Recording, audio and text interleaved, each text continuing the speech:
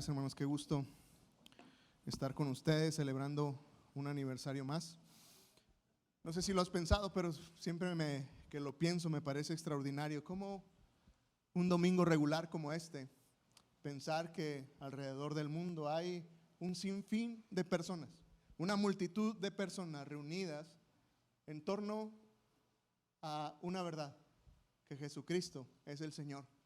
Qué interesante pensar que al otro lado del mundo sigue habiendo un grupo de personas en edificios similares a estos, algunos otros en casas, otros en campo abierto, pero todos reunidos en torno a esa verdad de que Jesucristo venció la muerte y el pecado y que vino, murió en una cruz y que resucitó al tercer día.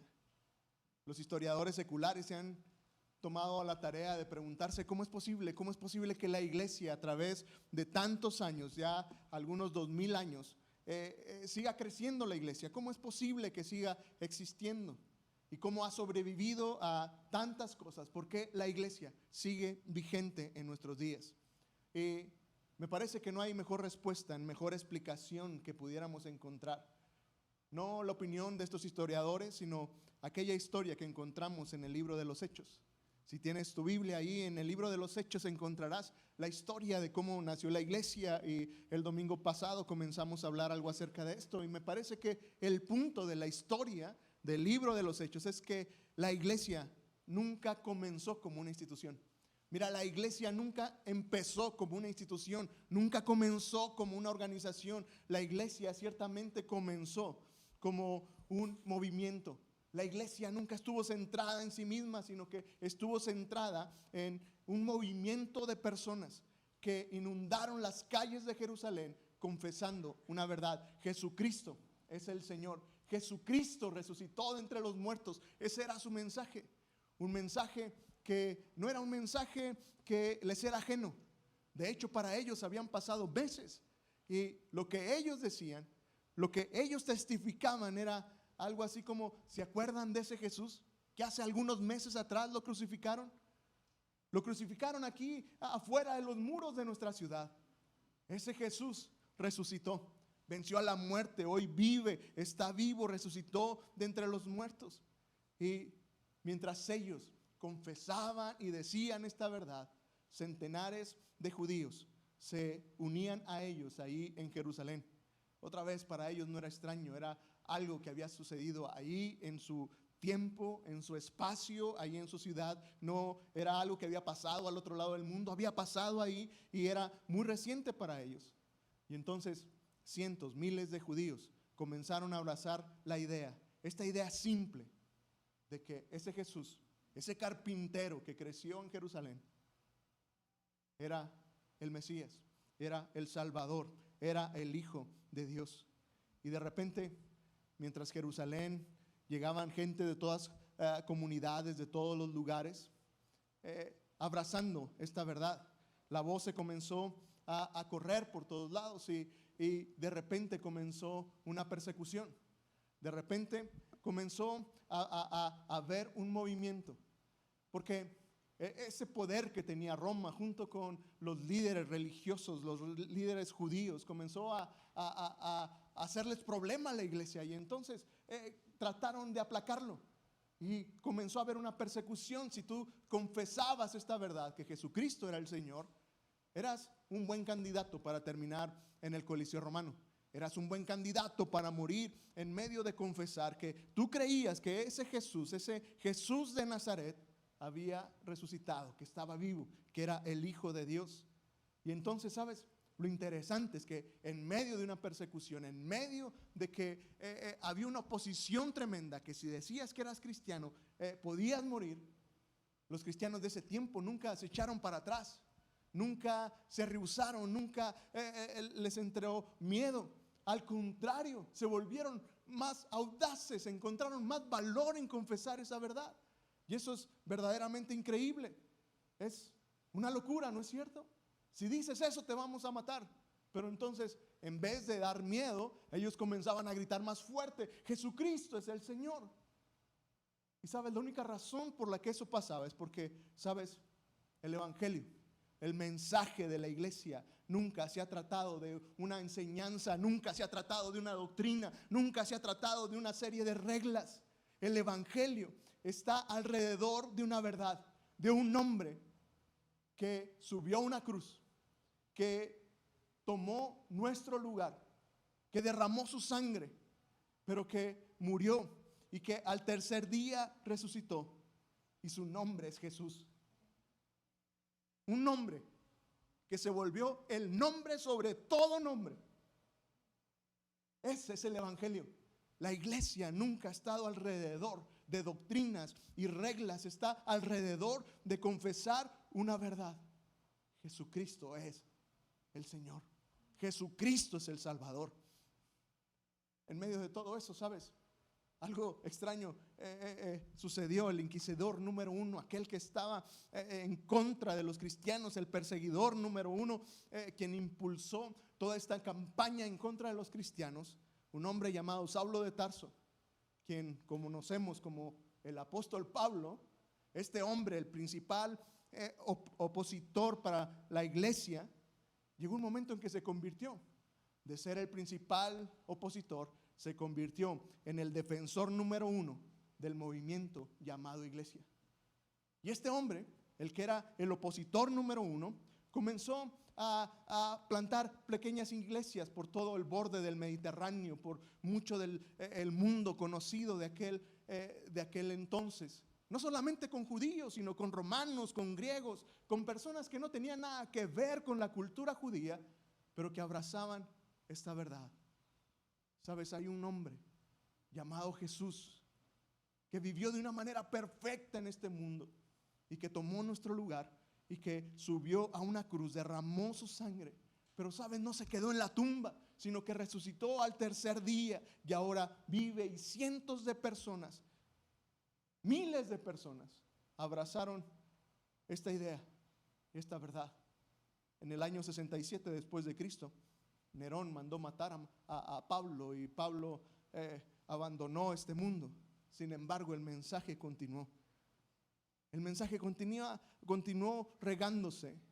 Y después de 2000 años, mucho después de que el imperio romano dejó de existir, mucho después de que el antiguo judaísmo dejó de existir, muchos años después de que el templo ahí en Jerusalén, el templo judío, fue destruido, muchos años después, estamos aquí.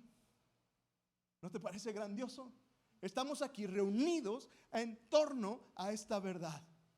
Jesucristo es el Señor. Y eso me parece que es absolutamente increíble. ¿Sabes? Y cuando pienso acerca de eso, surge entonces la pregunta, y lo que quiero comentar hoy y hablarte es acerca de esta pregunta. ¿Realmente importa la iglesia? ¿Hoy importa la iglesia? ¿Es relevante nuestro mensaje como iglesia? Si desapareciera la iglesia, si de repente sacáramos a la iglesia de la ecuación, ¿habría una diferencia?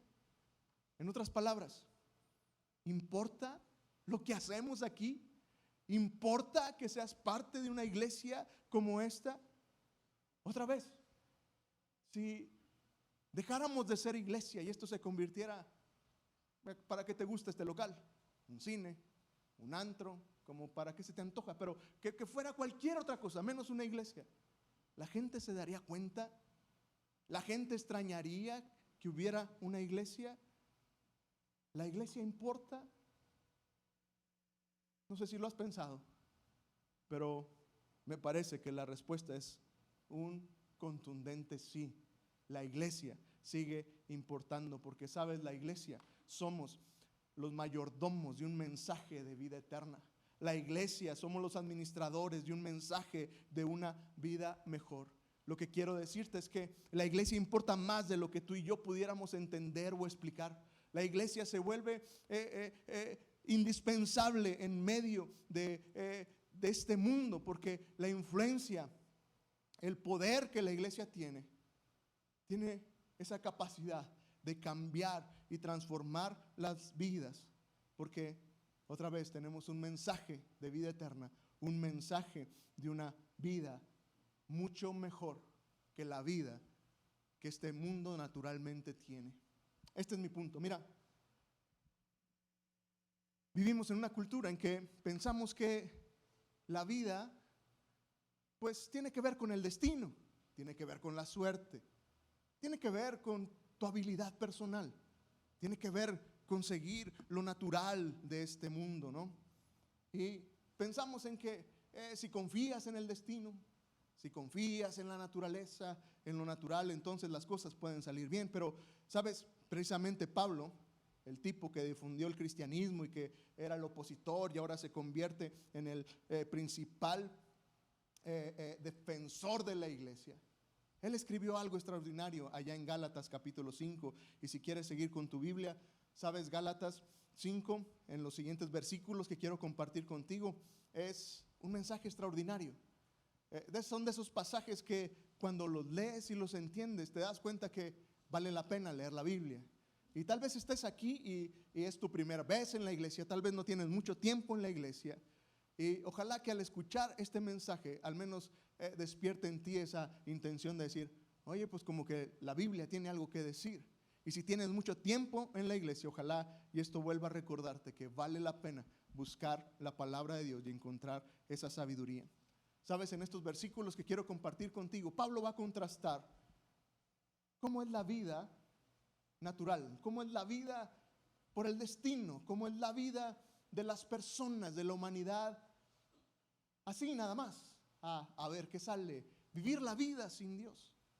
Va a hacer ese contraste de decir, mira, así es vivir de una manera natural, de una manera tú solo, a la diferencia de vivir una vida controlada por el Espíritu de Dios.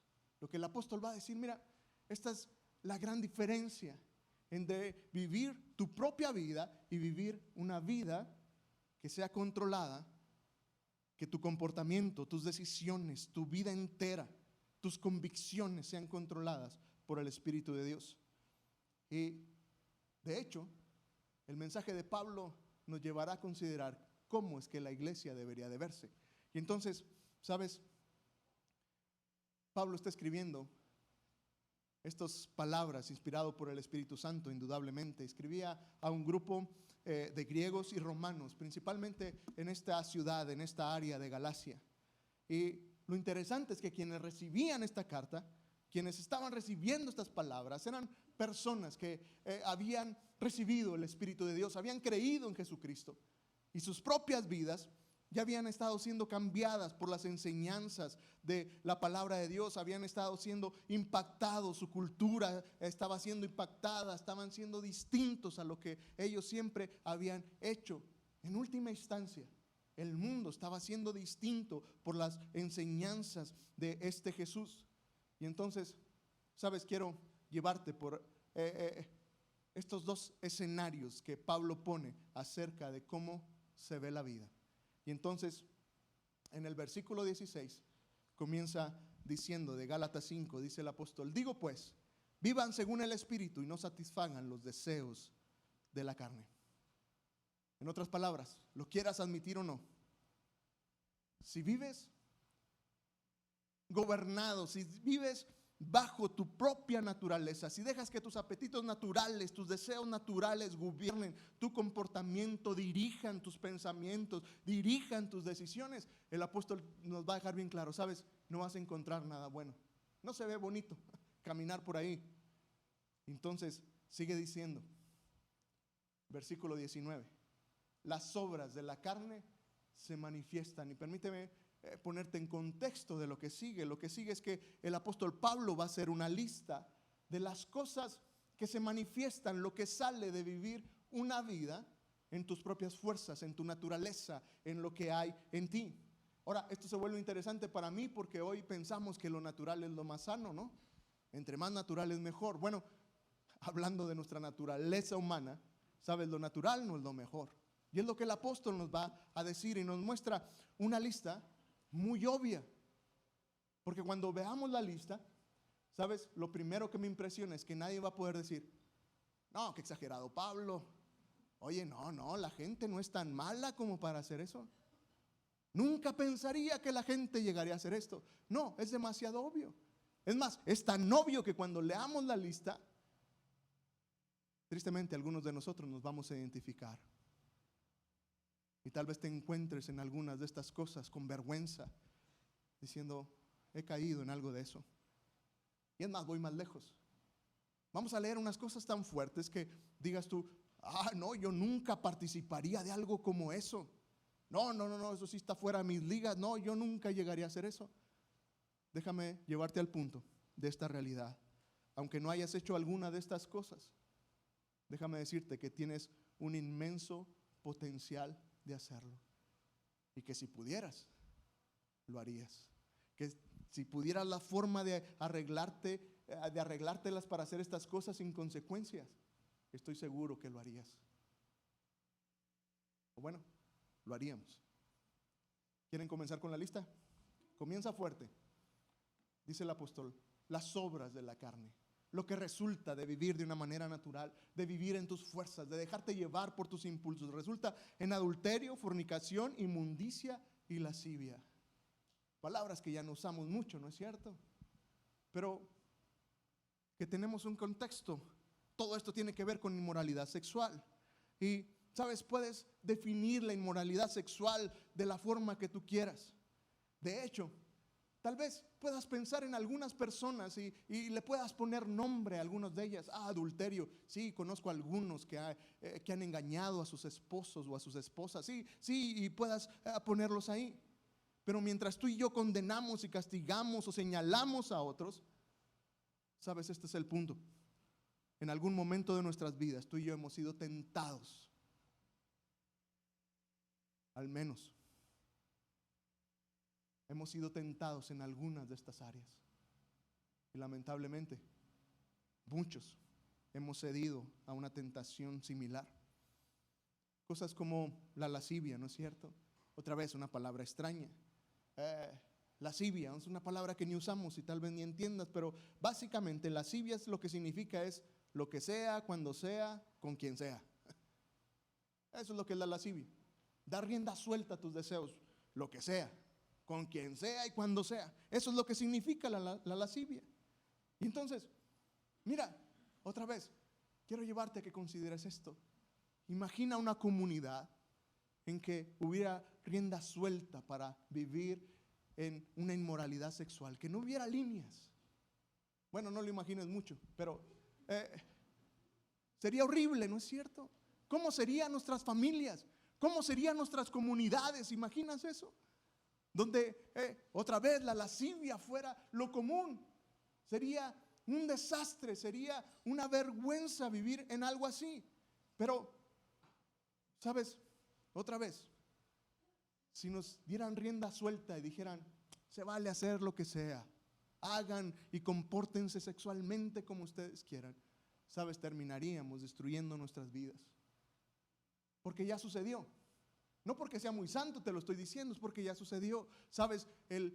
La cultura romana, los romanos se dieron esa libertad. De repente ellos se consideraron dioses, los gobernantes romanos, y entonces se dieron ese permiso de vivir un libertinaje, una lascivia, y dijeron, hagan lo que quieran, todo está libre, al grado que aún había templos dedicados a cuestiones sexuales.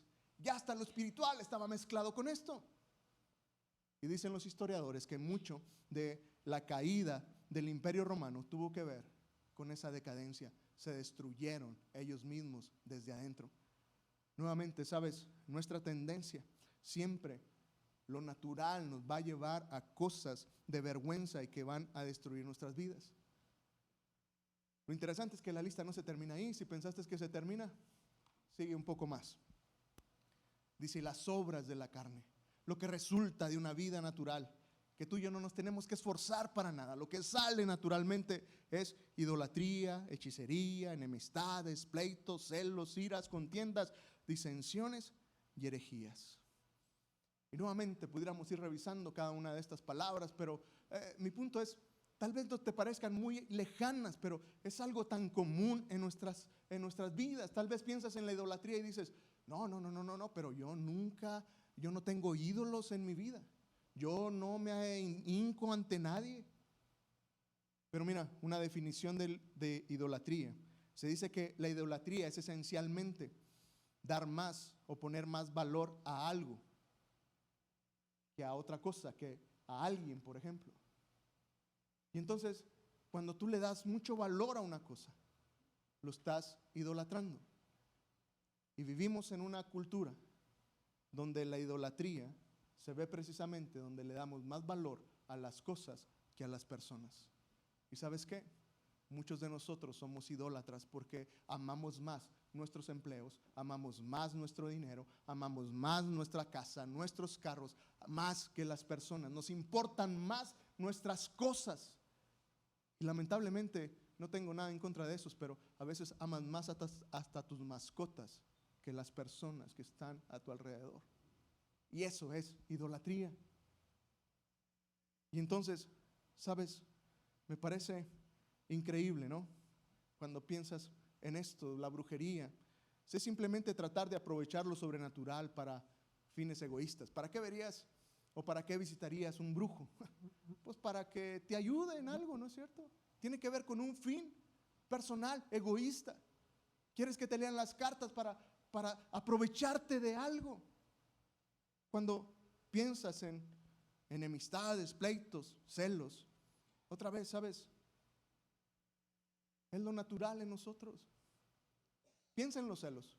Si le preguntas a las personas, nadie somos celosos, ¿no es cierto? Pregúntale al que está enseguida y te va a decir, no, yo no soy celoso, no, claro que no. Pero mira, los celos, alguien dijo que los celos son esas cosas que no se ven en el espejo. Es decir, tú nunca te darás cuenta de eso, pero lo somos. Los celos tienen que ver con ese sentimiento de envidia, ¿no es cierto? Se ve en algo tan sencillo cuando ves a alguien bien fit y ves a alguien bien delgado, empiezan los celos y las envidias, ¿no? Y las hermanas, uy, no, qué fea se ve así tan flaca. Uy, no. Y los varones cuando ves a alguien bien fornido, dicen, no, seguro se mete algo. Y es más, y no es ni tan hombre, para que esté así. Si ves a alguien con un mejor carro que el tuyo, comienzan los celos. Alguien estafó, lo sacó pero no lo paga y ahí trae ese carro. Pero ¿te das cuenta? Es lo natural en nosotros. Es increíble. Es casi imposible celebrar el éxito de otra persona. ¿Te has dado cuenta? Es casi imposible celebrar el éxito de otro. Porque somos celosos, es nuestra naturaleza, así somos. Y sigue la lista. Envidias, homicidios, borracheras, orgías y cosas semejantes a estas. Acerca de ellas les advierto, como ya les he dicho, dice el apóstol, que los que practican tales cosas no heredarán el reino de Dios. La lista es larga, ¿no? Y el apóstol incluyó y cosas semejantes a estas. Es un término griego de donde sale nuestra palabra, etcétera. Una buena traducción sería hechicerías, orgías, etcétera. Todo lo que se te ocurra. Pero este es el punto, que nos quede bien claro. Todos podemos ir en la dirección de cada una de estas acciones. Otra vez tú y yo podríamos decir, hay cosas ahí que yo nunca participaría, pastor, nunca lo haría. Pero la verdad es que tenemos todo el potencial para hacerlo. ¿Y sabes lo que hemos hecho para contrarrestar esto? Lo que hemos hecho es crear leyes. Tenemos que establecer leyes para mantenernos en los límites. ¿Te has dado cuenta de eso? Porque nuestra naturaleza, la forma natural nos empuja a una dirección de cada una de estas cosas que hemos hecho y necesitamos leyes que nos contengan. De hecho, el mensaje de la ley es, si te dejo solo, papito, te vas a ir. No puedo dejarte libre, tengo que ponerte leyes. Quite las leyes de límites de velocidad en el periférico. ¿Se dieron cuenta en estos últimos días? Ya no son choques, son volteados. Son gente que deja los carros llantas para arriba, es increíble. ¿Se dieron cuenta? Fácil, 4 o 5 vi la noticia este día, en esta semana. Es increíble. Quítale los límites a las personas y se van a ir bien recio en cualquier área. La ley lo que dice es, si te dejo solo, harás lo malo. Y muchos de ustedes, muchos de nosotros somos buenos. Nos portamos bien simplemente porque hay leyes. Es importante la iglesia. Importa la iglesia. Importa lo que hacemos aquí. Importa seguir construyendo una iglesia como Jerusalén. Absolutamente sí. Porque sabes, si las cosas se viven de una manera natural, ninguno de nosotros quisiéramos vivir en una comunidad como la que se describe en estos versículos que hemos leído. Pero entonces Pablo cierra de una manera magistral diciendo, pero sabes, hay otra opción, hay otra imagen de esto. En el versículo 22 dice lo siguiente: pero el fruto del Espíritu, ¿sabes? El Espíritu es aquello que animó a los primeros cristianos, a los apóstoles del primer siglo, a esos seguidores de Cristo, a levantar su voz y a decir: Jesucristo es el Señor, Jesucristo resucitó. El Espíritu es aquello que les daba fuerza a estos cristianos. El Espíritu es lo que enseña la Biblia, que viene a habitar en cada creyente.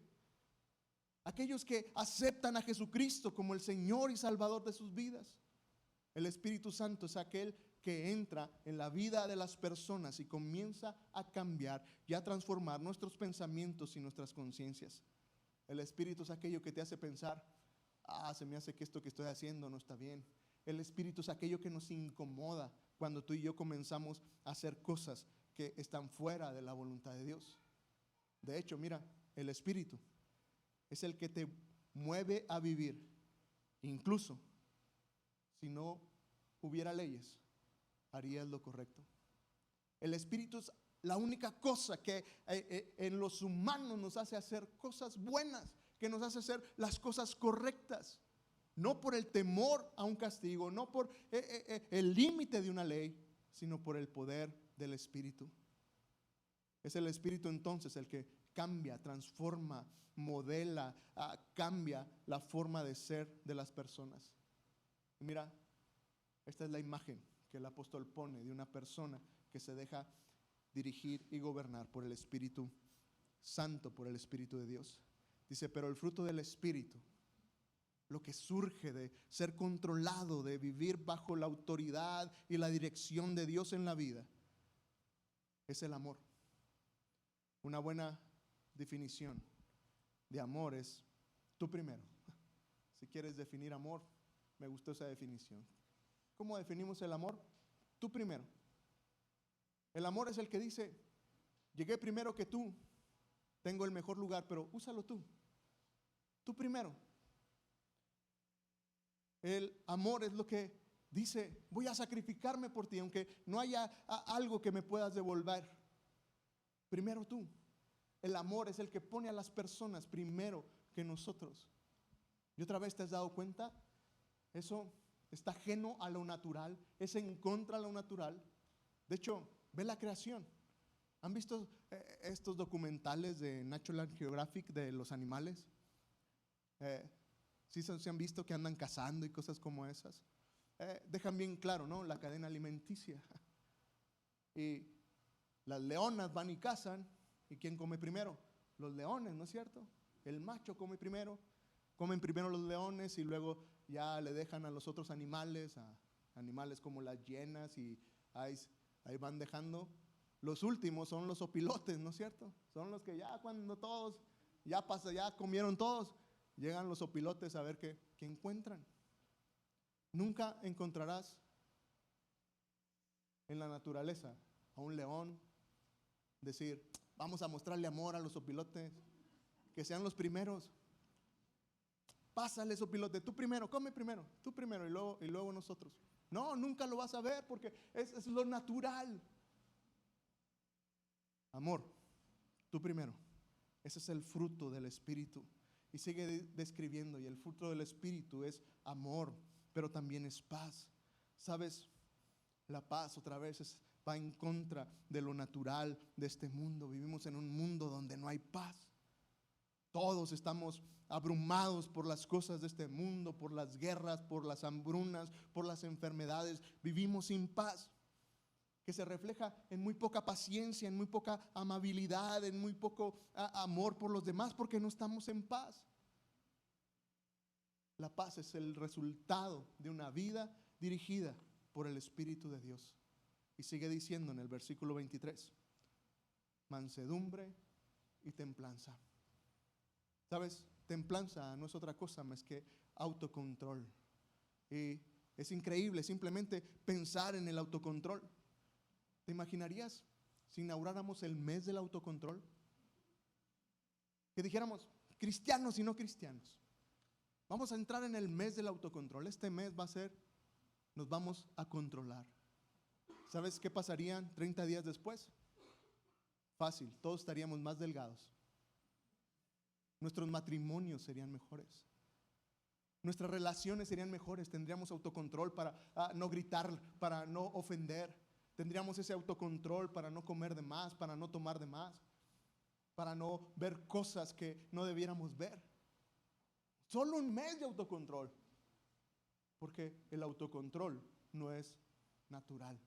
Tú y yo no podemos autocontrolarnos, por eso las personas no podemos salir de adicciones con nuestras propias fuerzas. El autocontrol no es algo que tú produces, es algo que solamente un poder mucho más grande, un poder espiritual puede hacer en medio de nuestras vidas.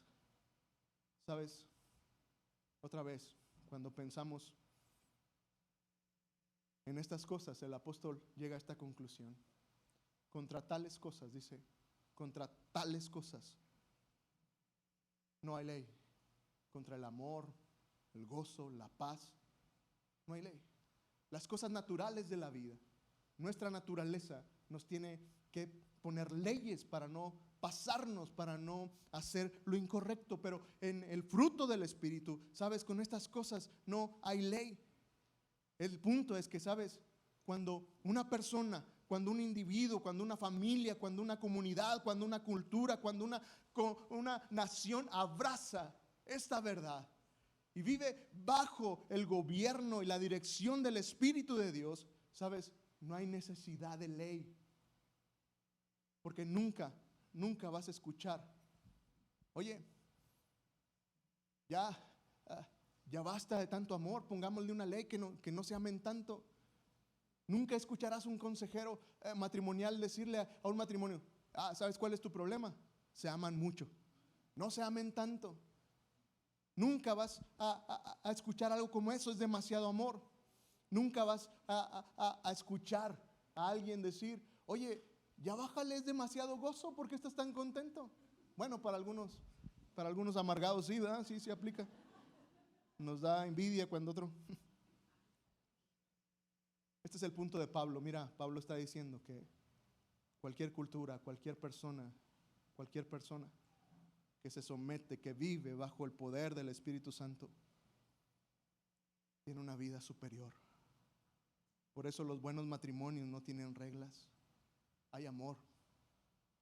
En las mejores familias hay muy pocas reglas. Porque hay el fruto del Espíritu. ¿Sabes? Otra vez, nuestra naturaleza siempre nos inclinará, nos llevará a tener topes, a tener límites, a tener leyes. Pero cuando vivimos bajo el control del Espíritu Santo, no hay necesidad de leyes. Nada es demasiado. Y sabes, cuando pensamos en si la iglesia vale la pena, si la iglesia sigue siendo pertinente hoy en día, si vale la pena celebrar un año más de vida como iglesia, si vale la pena involucrarte y ser parte de una iglesia local, déjame decirte que sí, porque la iglesia somos los administradores de un mensaje de salvación, somos los mayordomos de un mensaje de salvación, administradores de un mensaje de una vida mejor. ¿Sabes? La iglesia es la que sigue gritándole al mundo que hay una mejor forma de vivir que nuestras propias culturas. ¿Sabes? La iglesia siempre ha dicho que hay una vida mucho mejor para vivir. Y así la iglesia, ¿sabes?, se opuso a la cultura romana del primer siglo. Cuando la cultura romana trataba a las mujeres como una propiedad, la iglesia se levantó y dijo: así no es, así no funciona. Hombre y mujer delante de Dios somos iguales. ¿Sabes? La iglesia estuvo por encima de esas culturas griegas donde el sistema de castas mantenían a un tipo de personas sumisas por haber nacido en una situación económica particular. Pero la iglesia se levanta con un mensaje mejor, con una vida mejor, diciendo: ¿sabes? No importa de dónde vengas, no importa si tienes dinero o no, esclavo y libre, decía el apóstol, delante de Dios somos iguales y podemos bendecirnos los unos a los otros. ¿Sabes? La misión de la iglesia, y nos encantaría que todo el mundo adoptara estos valores, que viviera esta vida mejor, porque al final eso se trata el evangelio, una vida mejor. Porque, ¿sabes? Vivimos una cultura de ojo por ojo y diente por diente. Si te la hacen, te la pagan. Pero la iglesia está por encima de eso y dice: perdona, perdona aún a tus enemigos, porque ¿sabes qué? Eso trae sanidad para ti. Es una vida mejor que estar viviendo buscando venganza y amargado. Es mejor el perdón, es una vida superior, es una cultura mejor. ¿Sabes? Los cristianos, los discípulos de Jesús, están por encima de esas culturas donde las niñas son menos valiosas que los niños. Esas culturas que han dicho que la mujer no tiene valor. Y aún en nuestros días, donde las niñas son abandonadas por el simple hecho de ser mujeres, dicen: tuviste una niña, abandónala ahí y ve y busca al varón.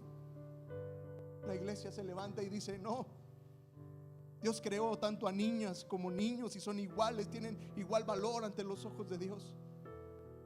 Y lo más interesante es que en medio de esas culturas donde las niñas son abandonadas, ¿sabes qué? Los cristianos se han levantado para adoptarlas y acogerlas y darle sentido a sus vidas. Casi en algunos casos al borde de lo ilegal, pero lo han hecho. Niñas y niños son iguales.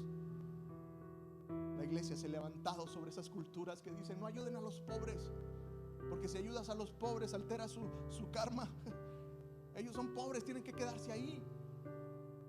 Y la iglesia se ha levantado para decir: no, vamos a bendecir a los que menos tienen, vamos a abrazar a los vulnerables, vamos a ir por ellos. ¿Sabes? La iglesia es la que alza la voz en medio de la familia y le dice a los esposos: esposo, estás casado, varón, ama a tu esposa como Jesús amó a la iglesia. Y donde le dice a la mujer: esposa, respeta a tu marido, dale su lugar. En medio de una cultura que dice de una lucha de géneros, a ver quién es mejor, si la mujer o el hombre. La iglesia ha estado en una cultura, en una vida superior, en una vida que es mucho mejor. ¿Quién más diría esto? ¿Quién más traería estos mensajes? ¿Quién más confirmaría estas cosas si no es la iglesia? ¿Sabes en lo que los músicos pasan? Simplemente déjame decirte que, hermano, vale la pena ser parte de una iglesia local. Déjame decirte que si eres parte de nuestra iglesia, lo que haces importa. Cada ofrenda, cada trabajo, cada ministerio, cada esfuerzo que haces en medio de la iglesia importa, trasciende. Porque ¿sabes qué? La iglesia, tú y yo, somos los mayordomos de un mensaje de salvación, de transformación. Somos los administradores de un mensaje de una vida superior, de una vida mucho más plena, mucho más grande que vivir en lo natural. Hoy por eso entonces déjame animarte y decirte que, ¿sabes? Vale la pena ser parte de una iglesia. Vale la pena involucrarte, vale la pena ser parte de esto que el mismo Dios está construyendo. Porque el poder del evangelio tiene el poder para transformar vidas, comunidades, naciones, incluso el mundo entero. Importa lo que hacemos. Por eso, iglesia, feliz cumpleaños. Y ojalá y Dios nos permita cumplir, si es su misericordia, muchos años más, y recordarte que vale la pena que seamos iglesia. ¿Por qué no te pones de pie y cerramos esta reunión precisamente declarando eso, que somos una iglesia? Y mientras lo cantas, ¿por qué no piensas, y mientras piensas en la letra de este canto, ahí en tu corazón le dices a Dios: Dios, gracias por permitirme ser parte de una iglesia que trasciende y que se vuelve más importante de lo que había imaginado? Cantemos juntos, hermanos, con gozo este último canto.